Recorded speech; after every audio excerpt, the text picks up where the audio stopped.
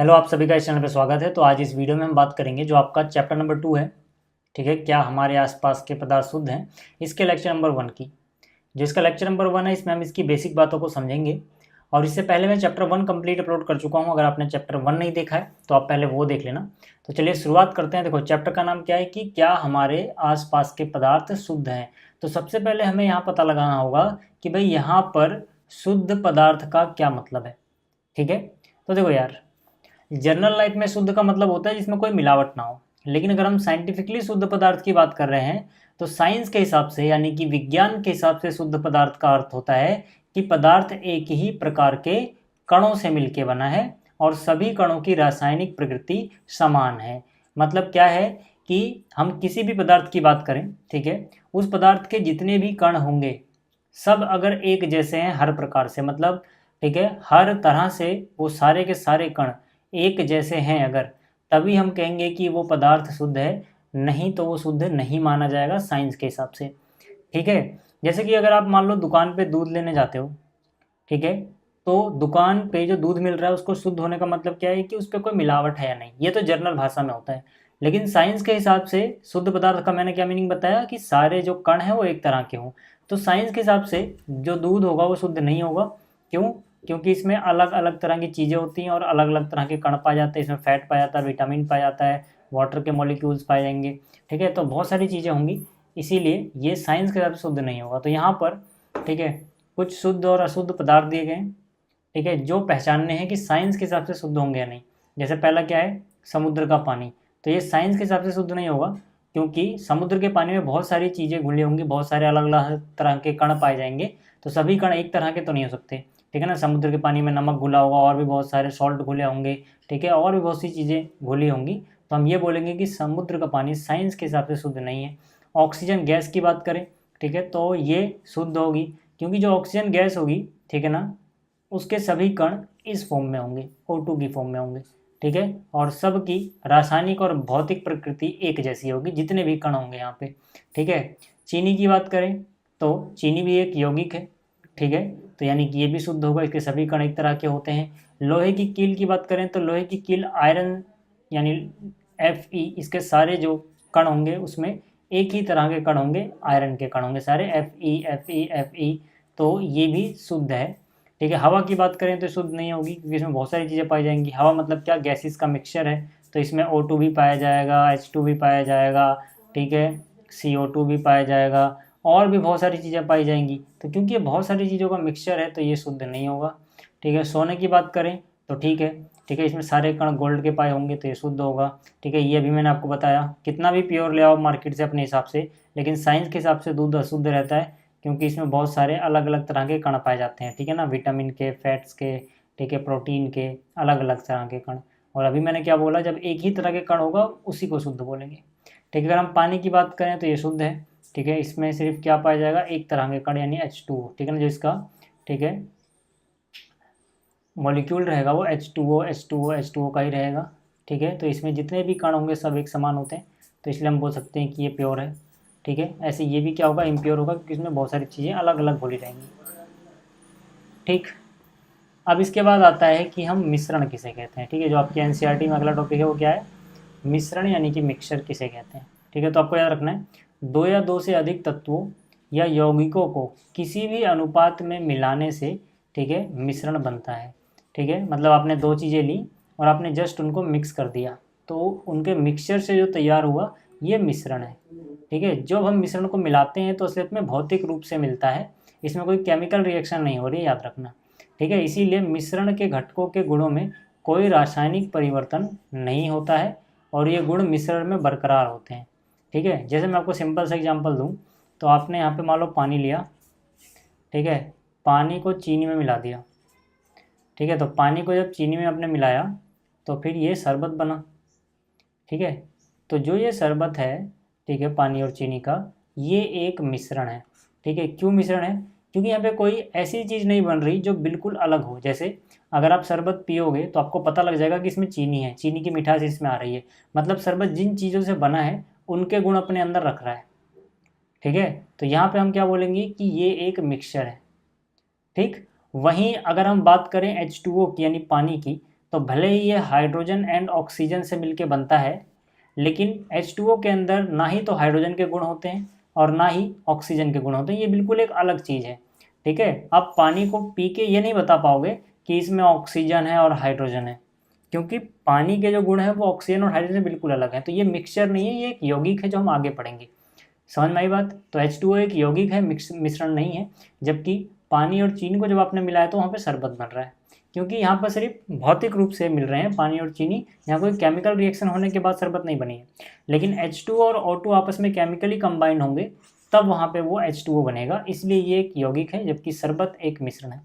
ठीक, तो यहाँ पे आप और भी उदाहरण देख सकते हो मिश्रण के, जैसे पानी और रेत का मिश्रण हो गया, पानी और नमक का मिश्रण हो गया, रेत और लोहे के बुरादे को जैसा आपने मिक्स कर दिया। ठीक है, तो ये सब क्या है, ये सब मिश्रण का उदाहरण हो गए। इसी तरह से अब अपने को इस चैप्टर में पढ़ना है मिश्रण के प्रकार क्या क्या हैं, टाइप्स ऑफ मिक्सचर। ठीक है, तो मिक्सचर के दो मेन टाइप हैं, पहला है समांगी मिश्रण, दूसरा है विषमांगी मिश्रण। समांगी मिश्रण और विषमांगी मिश्रण क्या होता है बस समझ लेते हैं, फिर आगे चलेंगे। देखो, समांगी मिश्रण का मतलब होता है वह मिश्रण जिसका संगठन सभी जगह समान हो, समांगी मिश्रण कहलाता है। ठीक है, अब संगठन के सभी जगह समान होने का क्या मतलब है वो समझ लो। ठीक है, जैसे ठीक है आपने एक बड़ा सा बर्तन लिया, ठीक है, आपने एक बड़ा सा बर्तन लिया और इसमें पानी लिया और आपने इसमें चीनी डाल के चीनी को इसमें घोल दिया। ठीक है, चीनी डाला आपने और इसमें घोल दिया, तो होगा क्या कि पानी और चीनी आपस में एक समान रूप से मिल जाएंगे यहाँ पे, यानी इनका संगठन सभी जगह समान रहेगा। कहने का ये मतलब है कि अगर आप यहाँ से मान लो एक चम्मच में, ठीक है, ये शरबत निकालो और एक चम्मच का स्वाद चखो तो आपको कुछ मिठास लगेगी। वही चीज़ आप यहाँ से करोगे तब भी आपको उतनी ही मिठास लगेगी। क्यों? क्योंकि पानी और चीनी समान रूप से आपस में फैले हुए हैं, मिले हुए हैं। ठीक है, तो पानी और चीनी के कणों का जो अनुपात यहाँ पे है वही अनुपात यहाँ पे होगा, वही अनुपात यहाँ पे होगा। ऐसा नहीं है कि यहाँ पे चीनी ज़्यादा घुल जाएगी और यहाँ पे कम घुलेगी, या फिर यहाँ ज़्यादा घुल जाएगी यहाँ कम घुलेगी, ऐसा नहीं होगा। पानी चीनी में हर जगह समान मात्रा में घुली हुई है। ठीक है ना, जो चीनी है वो पानी में हर जगह समान मात्रा में घुली हुई है। इसी को हम बोलते हैं कि जो घटकों का संगठन है वो सभी जगह समान है। ठीक है, घटक का मतलब जो मैंने यहाँ बोला वो है कि क्या क्या चीज़ आप घोल रहे हो। ठीक, तो याद रखना कि समांगी मिश्रण वह मिश्रण होता है जिसमें जो घटक हैं उनका संगठन सभी जगह समान हो। ठीक है, जैसे पानी में चीनी घोलो या नमक घोलो तो नमक भी, ठीक है, हर जगह समान मात्रा में घुलेगा। ऐसा नहीं है कि कहीं ज़्यादा घुल जाएगा कहीं कम घुलेगा। ठीक है, तो ये समान है। जबकि विसमांगी मिश्रण क्या होता है? विसमांगी मिश्रण वह मिश्रण है जिसका संगठन सभी जगह समान नहीं होता है या ना हो। ठीक है, जैसे रेत और लोहे के बुरादे का मिक्सचर। आप फिर से एग्जाम्पल लो। ठीक है, कि आपने, ठीक है ना, एक बड़ा सा बर्तन लिया, ठीक है, इसमें रेत और बुरादे, ठीक है, रेत का बुरादा लिया और लोहे का, मतलब रेत लिया और लोहे का बुरादा लिया, इनको आपस में, ठीक है ना, मिला दिया। अब ऐसा तो नहीं है कि यहाँ पे अगर लोहे के 4 कण हैं और रेते के मान लो 8 कण हैं तो यहाँ पर भी वही अनुपात होगा, ऐसा तो नहीं है। हो सकता है कहीं लोहा ज़्यादा चला गया हो, रेत कम हो, या फिर कहीं रेत ज़्यादा हो और लोहा कम हो, ऐसा नहीं है यहाँ पे। ठीक है, कि रेत और लोहे के कण का अनुपात हर जगह बराबर रहेगा। मान लो अगर इतने में, इतनी जगह में, ठीक है, ठीक है, इतनी जगह में x लोहे के कण हैं और y, ठीक है, रेत के, तो इतनी ही बड़ी जगह यहाँ से अगर मैं देखूँ तो जरूरी नहीं है कि यहाँ पे x ही लोहे के कण होंगे और y, यानी इनका रेशो x रेशो y आएगा, ऐसा नहीं है। ठीक है, क्योंकि लोहा और रेता जो है वो बराबर बराबर हर जगह बराबर बराबर अनुपात में नहीं मिलेगा। कहीं पे आपको लोहा ज़्यादा नज़र आएगा, कहीं पे रेत ज़्यादा नज़र आएगी। ठीक है ना, तो यहाँ पर क्या हो रहा है, यहाँ पर जो संगठन है वो सभी जगह समान नहीं है। ठीक है, रेत और लोहा आपस में एक समान नहीं मिलते हैं। ठीक है, तो इसको हम बोलेंगे विसमांगी मिश्रण। ठीक है, इतना क्लियर हो गया। अब देखो, समांगी और विसमांगी को और बढ़िया से अगर मैं समझाऊं तो जो मिश्रण के प्रकार मैंने अभी आपको बताए, ठीक है, पहला क्या बताया, समांगी मिश्रण, दूसरा क्या बताया, विसमांगी मिश्रण। अब जो समांगी मिश्रण होता है, ठीक है ना, उसका एक ही टाइप है विलयन, यानी जितने भी समांगी मिश्रण आप बना पाओगे उनको हम क्या बोलते हैं, मेनली विलयन बोलते हैं। अभी हम इसके बारे में डिटेल में पढ़ेंगे, इसी को इंग्लिश में बोला जाता है सॉल्यूशन। ठीक है, और जो विसमांगी मिश्रण होता है, ठीक है ना, इसके 2 टाइप्स पढ़ने हैं अपने आपको। ठीक है, दो टाइप पढ़ने अपने को, पहला है निलंबन और दूसरा है कोलाइड विलयन। ठीक है, तो मतलब जो मिश्रण के प्रकार थे मेनली कौन कौन से थे, समांगी और विषमांगी। समांगी का एक ही प्रकार होता है विलयन, विषमांगी को फिर से दो कैटेगरी में बांटा गया है, निलंबन और कोलाइड विलयन। तो पहले समझते हैं एक एक करके, पहले समझेंगे विलयन के बारे में, फिर समझेंगे निलंबन के बारे में, और फिर लास्ट में समझेंगे कोलाइड के बारे में। तो पहले विलयन से शुरू करते हैं। देखो, विलयन यानी सॉल्यूशन। ठीक है, तो आपको याद रखना है, दो या दो से अधिक पदार्थों के समांगी मिश्रण को हम विलयन कहते हैं। तो जब भी विलयन की परिभाषा आएगी आपको, ठीक है, ये लाइन समझ में आनी चाहिए। ठीक है, आप कैसे भी बना के भी लिख सकते हो अपने आप से, बस समझ में आना चाहिए कि भाई आपको कुछ ऐसा ही लिखना है जिसका मीनिंग यही हो कि दो या दो से अधिक पदार्थों के समांगी मिश्रण को हम बोलेंगे विलयन। जैसे कि पानी और नमक का मिश्रण समांगी मिश्रण होता है, क्योंकि नमक पानी में बराबर हर जगह घुलता है। ठीक है, तो ये एक मिश्रण होगा। ऐसे ही पानी और चीनी अगर हम बात करें, ठीक है, पानी और चीनी की हम बात करें तो इनका मिक्सचर भी एक समांगी मिश्रण है, यानी कि एक विलयन होगा। ठीक है, तो विलयन समझ में आ गया आपको। ठीक है, दो या दो से अधिक पदार्थों का समांगी मिश्रण होगा तो उसे बोलेंगे विलयन। एग्जाम्पल आपके सामने है। ठीक है, अब याद रखना कि जो विलयन होता है इसमें दो घटक होते हैं, विलेय और विलायक। ठीक है, ये दो घटक होते हैं। मतलब क्या है विलेय और विलायक का, देखो, विलेय वह पदार्थ है जो विलायक में घुलकर विलयन बनाता है। जैसे जैसे अगर मैं बोलूँ यहाँ पर विलेय की जगह, यहाँ पर, ठीक है, विलेय की जगह मैं बोलूँ चीनी। ठीक है, विलेय की जगह बोलूँ चीनी, तो चीनी वह पदार्थ है जो विलायक में घुलकर, विलायक क्या हो जाएगा, मान लो यहाँ पानी। ठीक है, तो जो चीनी है वो पानी में घुलकर, ठीक है, शरबत बना रही है। ठीक है, तो यहाँ आप समझ सकते हो कि जो चीनी है वो विलेय है जिसे हम सॉल्यूट बोलते हैं, और विलायक क्या होता है, विलायक वह घटक होता है जिसमें विलेय घुला होता है। जैसे चीनी पानी में घुली हुई है तो पानी विलायक है। समझ में आ गया। तो विलेय और विलायक मिलके विलयन बनाते हैं। जैसे कि चीनी यहाँ पर विलेय है और पानी यहाँ पे विलायक है, चीनी और पानी मिल के शरबत बना रहे हैं तो शरबत यहाँ पे विलयन यानी कि सॉल्यूशन है। समझ में आ गई बात। ऐसे अगर आप लोग पानी और नमक का एग्जाम्पल, तो जो नमक होगा वो सॉल्यूट यानी कि विलेय का काम करेगा, जो पानी होगा वो विलायक यानी सॉल्वेंट का काम करेगा, और जो नमकीन पानी बनेगा इनका घोल जो होगा वो विलयन का काम करेगा। क्लियर हो गई बात। तो जब भी आपसे पूछेंगे विलयन क्या होता है, आपके सामने ये परिभाषा है। आपसे पूछने विलेय क्या है, तो देखो विलेय की मैंने परिभाषा यहाँ पे लिख दी है। आपसे पूछेंगे विलायक क्या है तो उसकी परिभाषा भी लिख दी है। आपसे अगर उदाहरण पूछ लेंगे तो इसका भी मैंने यहाँ पे जिक्र कर दिया है। तो मतलब जिस तरह से भी क्वेश्चन पूछा जा सकता है सब कुछ आपको यहाँ से मिल जाएगा, बस आपको इसको अच्छे से रीड कर लेना है। PDF मैं इस लेक्चर के एंड में आपको दे दूँगा। ठीक है, तो इस लेक्चर के साथ साथ आपको PDF भी अटैच मिल जाएगी। ठीक है, इससे आप अपने खुद के नोट्स बना लेना। चलो, अब क्वेश्चन आता है विलयन के क्या गुण होते हैं, यानी जो सॉल्यूशन है उसकी क्या प्रॉपर्टीज़ होती हैं। ठीक है, तो याद रखना आप, पहला जैसा कि डेफिनेशन में हमने देखा था कि विलयन जो होता है वो एक समांगी मिश्रण होता है, ये तो इसकी परिभाषा ही है। दूसरा है कि विलयन के कण जो होते हैं बहुत छोटे होते हैं, जिनका जो डायमीटर होता है यानी व्यास होता है वो 1 नैनोमीटर से भी कम होता है। ठीक है, और ये इतने छोटे हैं, इसका मतलब है कि विलयन के कणों को हम नंगी आंखों से नहीं देख सकते। ठीक, अगला क्या है कि विलयन में मौजूद कण, ठीक है, गुजरने वाली प्रकाश की किरण को फैलाते नहीं है। मतलब मान लो कि आपने कोई ट्रांसपेरेंट ग्लास लिया, पारदर्शी ग्लास, और इसमें एक विलयन बना दिया पानी और चीनी। ठीक है, और यहाँ से टॉर्च या किसी लेजर लाइट से मारा रोशनी, तो ये रोशनी की को फैलाएंगे नहीं, इसलिए प्रकाश का मार्ग इसके इनके अंदर से दिखाई नहीं देगा। ठीक है, दूसरी बात ये भी है कि विलयन को अगर आप शांत छोड़ दो तो विलेय के जो कण हैं, विलेय मतलब जो उसमें घुला हुआ है, जैसे पानी और चीनी अगर घुला हुआ है तो मैंने क्या बोला, चीनी विलेय होगी। ठीक है, तो विलेय के कण नीचे नहीं बैठेंगे। ऐसा नहीं है कि आपने शरबत बनाया और इसको कई घंटों के लिए ऐसे छोड़ दिया तो चीनी वापस से इसकी तली में बैठ जाए, ऐसा नहीं होता है, ऐसा नहीं होगा। चीनी जो घुली है एक बार वो घुली ही रहेगी इसमें। ठीक है, तो इसीलिए हम विलयन को बोलते हैं कि ये स्थिर है, यानी कि ये, ठीक है, टिकाऊ है, चीनी और पानी आपस में घुले रहेंगे।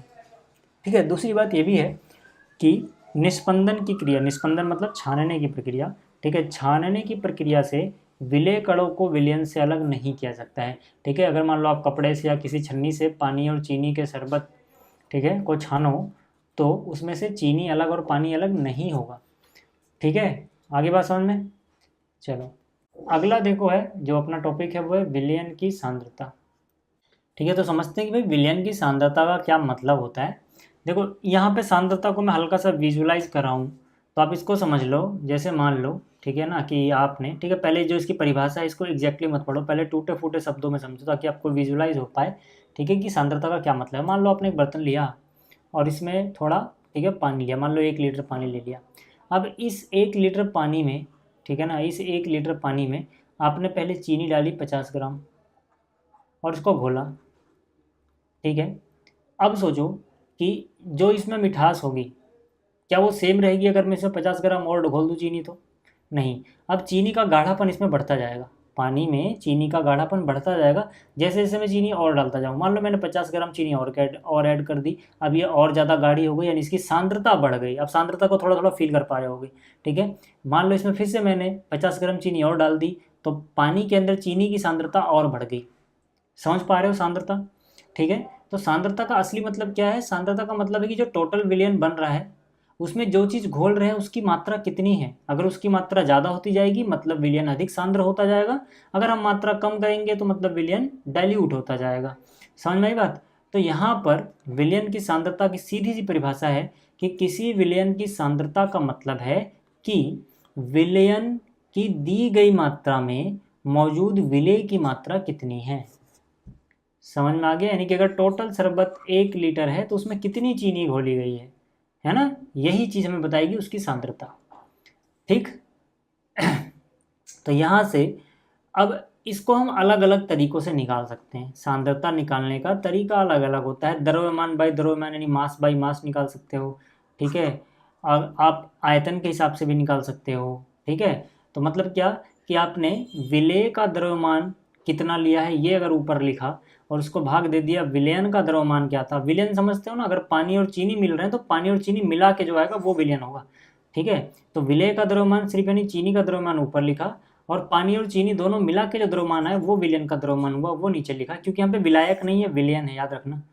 ठीक है, अभी मैं क्वेश्चन कराऊंगा आपको ज़्यादा क्लियर हो जाएगा। तो अगर आपने दोनों जगह द्रव्यमान लिखा है, विलयन, विलेय का भी द्रव्यमान है ऊपर, विलयन का द्रव्यमान है नीचे, और गुणा कर दिया 100 से, तो जो परसेंटेज आएगी वो द्रव्यमान बाई द्रव्यमान यानी कि द्रव्यमान यानी कि विलेय का और विलयन के द्रव्यमान का प्रतिशत आएगा वो।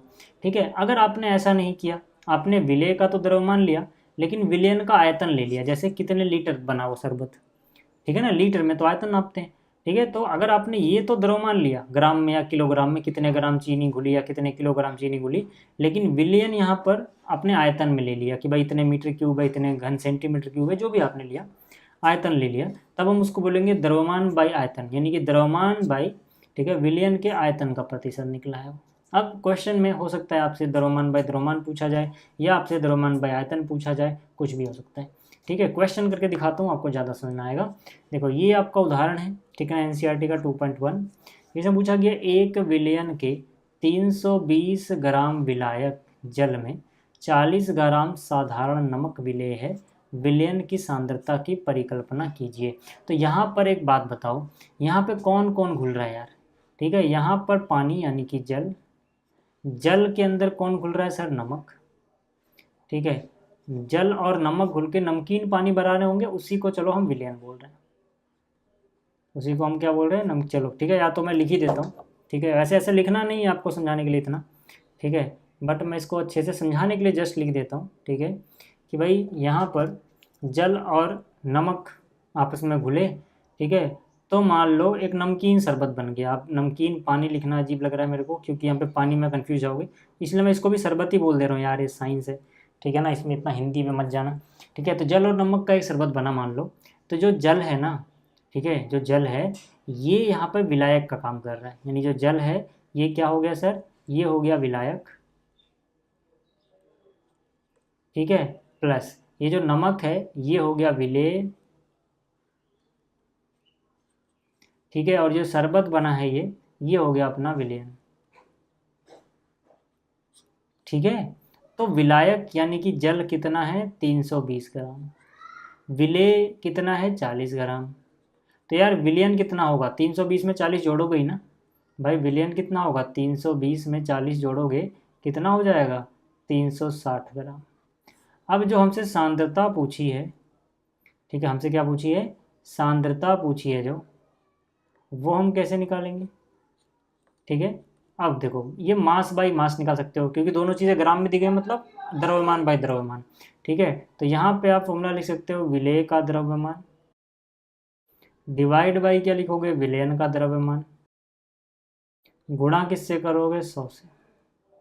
ठीक है, तो जो भी परसेंटेज आएगी वो, ठीक है, आपका आंसर होगा। तो विलेय, विलेय मतलब क्या घुला है, नमक घुला है, कितना, 40 ग्राम, डिवाइड बाई विलियन, विलियन कितना है टोटल, दोनों को मिला के, यानी 320 और 40 मिला के लिखोगे 360 ग्राम, गुणा में क्या करना है, 100।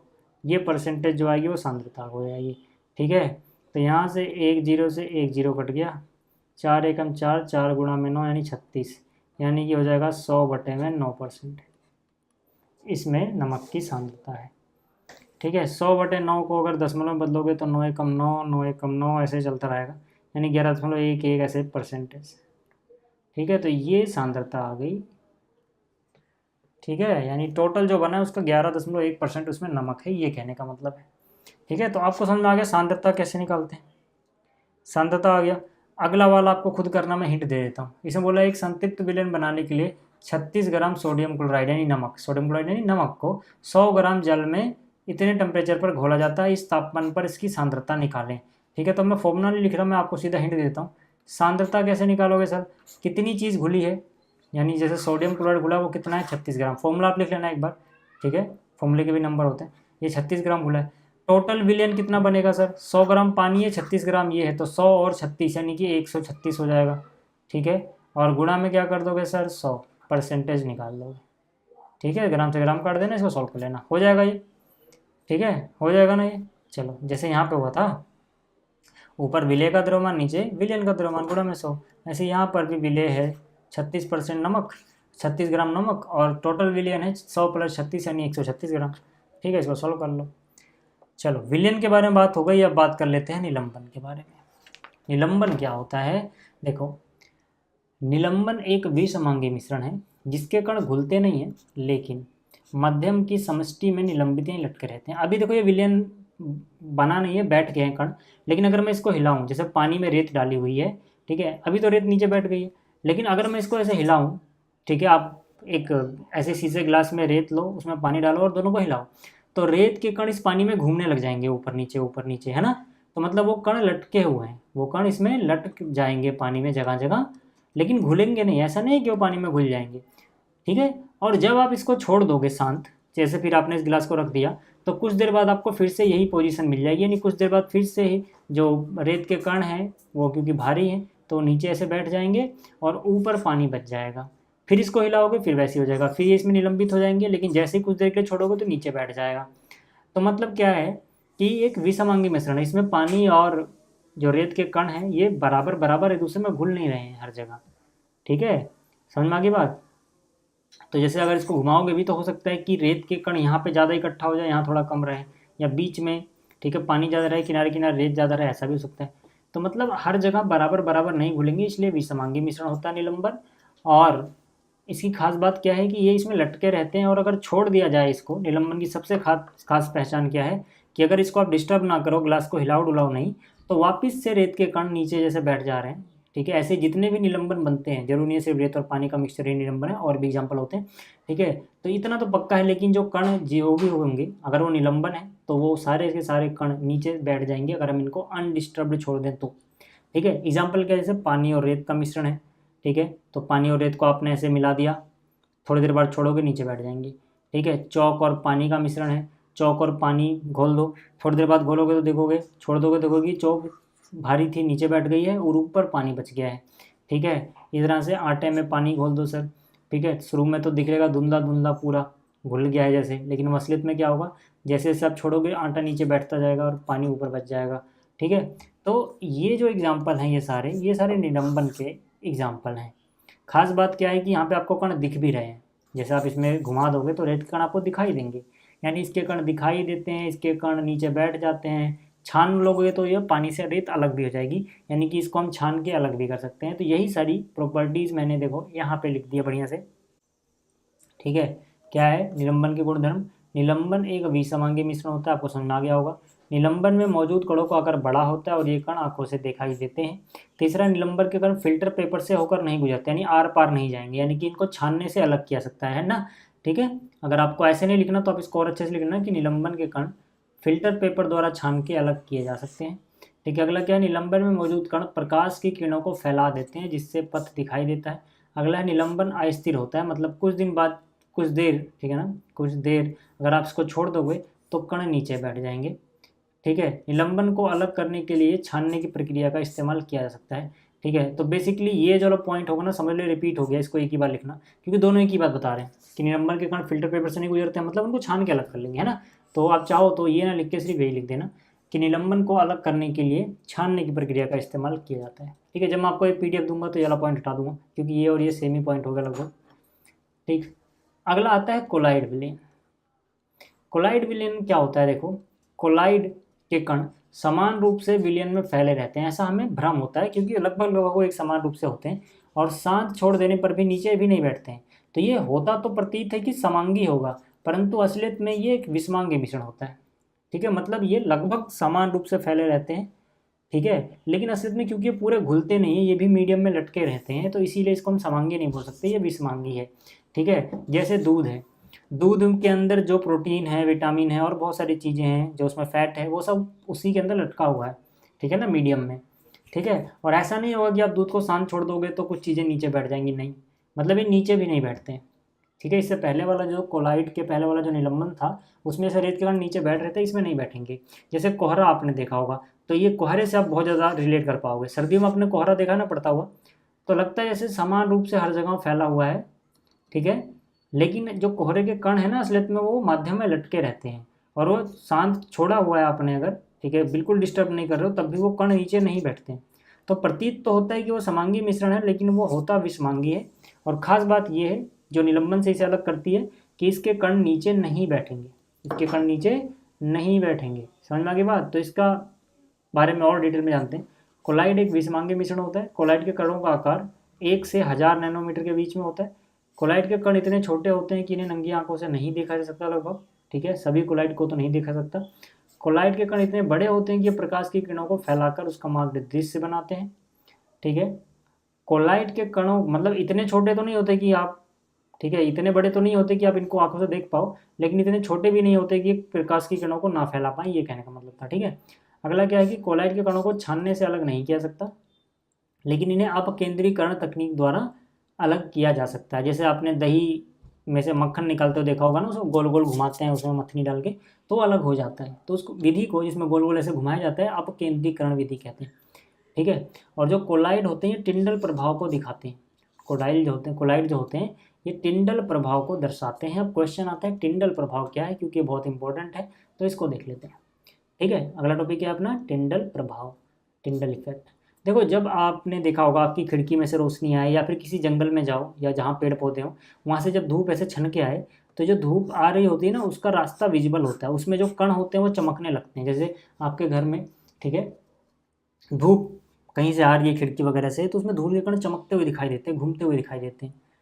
जबकि वही धूप बाहर भी है खुले में, ठीक है, बल्कि यहाँ से ज़्यादा धूप है खिड़की के बाहर, अगर आप देखोगे तो बाहर निकल के देखो घर से, लेकिन तब आपको वहाँ धूल के कण चमकते हुए नजर नहीं आएंगे। लेकिन जब धूप किसी पतले से रास्ते से आ रही होगी, तब वो कण नजर आते हैं चमकते हुए, है ना। अजीब बात है ना, क्योंकि भाई अगर पतले से रास्ते से आ रहे हैं, चमकते हुए दिखाई दे रहे हैं आपको, लेकिन अगर आप बाहर जा रहे हो, बहुत सारी धूप है, हर जगह धूप है, तब आपको कण नहीं नजर आ रहे हैं। तो मतलब ये अलग तरह का इफेक्ट पैदा हो रहा है, इसी इफेक्ट को बोलते हैं टिंडल इफेक्ट, यानी टिंडल प्रभाव। तो होता क्या है, जब किसी कोलाइडी विलयन में उपस्थित कणों द्वारा प्रकाश का प्रकीर्णन होने की परिघटना होती है, तो इसे हम टिंडल का प्रभाव कहते हैं। प्रकाश का प्रकीर्णन हो रहा है ना, जो प्रकाश आ रहा है वो धूल के कणों वगैरह से टकरा के इधर उधर छितर जा रहा है, तभी तो हमें चमकते हुए दिखाई दे रहे हैं वो कण। तो यानी कि प्रकाश का प्रकीर्णन हो रहा है, प्रकाश छितर रहा है इधर उधर।